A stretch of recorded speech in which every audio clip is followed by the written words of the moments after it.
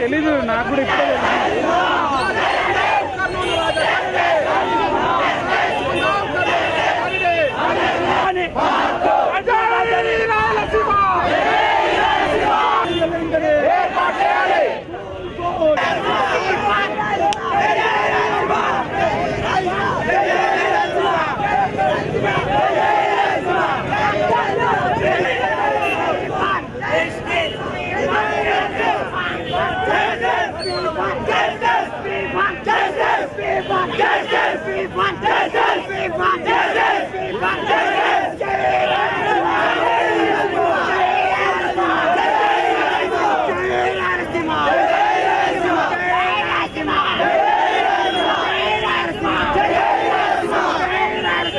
రాయలసీమకు జరిగిన అన్యాయము అంతా ఇంత కాదు.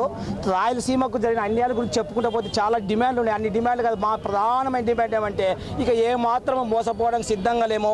కర్నూలు రాజధాని ఖచ్చితంగా ఏర్పాటు చేయాల్సిందే. ఇక మోసానికి సిద్ధంగా పోయే ప్రజలు ఏమాత్రం ప్రజలు, విద్యార్థులు, మేధావులు, రైతులు, కూలీలు అందరూ కూడా కలిసి ఉద్యమించడానికి సిద్ధంగా ఉన్నాము. ఏదో రాజధాని ఏర్పాటు చేయాలంటే 1,50,000 కోట్లు కావాలి, 5,000 ఎకరాల భూమి కావాలి, అన్నీ ఉన్నాయి. విధానాలు అవసరం లేదు. మేము మాకు ఖచ్చితంగా ఏమాత్రం మీకు ఏదో అది ఇస్తాం ఇది ఇస్తామంటే ఏమాత్రం ఒప్పుకోవడానికి సిద్ధంగా లేదు.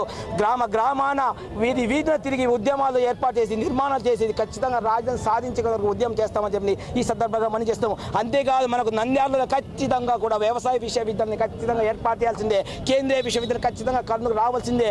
1953లో వచ్చినటువంటి రాజధాని మనమే కొత్తది కొంగొత్తది కానే కాదు. అడిగేది మేము పోగొట్టుకునేది, మేము అనుభవించింది, మా ఇల్లు మేము ఇంట్లో నివసించి ఉన్నది, మా రాజధాని మాకు ఖచ్చితంగా కావాలని రాయలసీమ ప్రజాసమితి ఖచ్చితంగా డిమాండ్ చేస్తుంది. ఈ రాయలసీమ ప్రజాసమితి ఖచ్చితంగా రాజధాని సాధించే వరకు తన ప్రాణాలను అర్పిస్తుంది. ఉద్యమాలు నిర్మించి రాజధాని సాధించే వరకు ఉద్యమిస్తామని చెప్పి అదేవిధంగా BDSF శోషిత జన సభ రైతు కూలీ సంఘం నాయకులతో కలిసి ఉద్యమాలు నిర్మించి రాజధాని సాధించే వరకు ఉద్యమం చేస్తామని చెప్పి ఈ సందర్భంగా తెలియజేస్తున్నాము. ఏదో జెండా ఎగరేసి ఆగస్టు 10న జెండా ఎగరేసి మాకు ఏదో బిస్కెట్లు ఇచ్చేసి మొత్తం ముంచినట్లయితే మేము ఒప్పుకోవడానికి సిద్ధంగా లేము.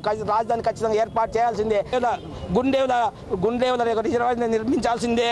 మనకు పశ్చిమ ప్రాంతంలో ఉన్నటువంటి కరువు ప్రాంతం ఉన్నటువంటి ప్రాంతము, తర్వాత ఒక పక్క కరువు ఉంది, ఒక పక్క చూసినట్లయితే వరదలు వచ్చి కొట్టుకుపోతుంది. ఇదంతా కారణం యొక్క రాజకీయ నాయకుల మోసపూరిత తనమే. మేము ప్రధానమైన డిమాండ్ ఏమంటే మేము కర్నూలు రాజధాని ఏర్పాటు చేయాల్సిన ఉద్దేశంతో ముందుకు పోతున్నాము. రాజధాని వచ్చినట్లయితే అన్నీ వచ్చేస్తాయి. రాజధాని హంగులతోనే సర్వం ఏర్పడుతుంది కాబట్టి రాజధాని కావాలి ప్రధానమైన డిమాండ్తో ముందుకు పోతున్నాము.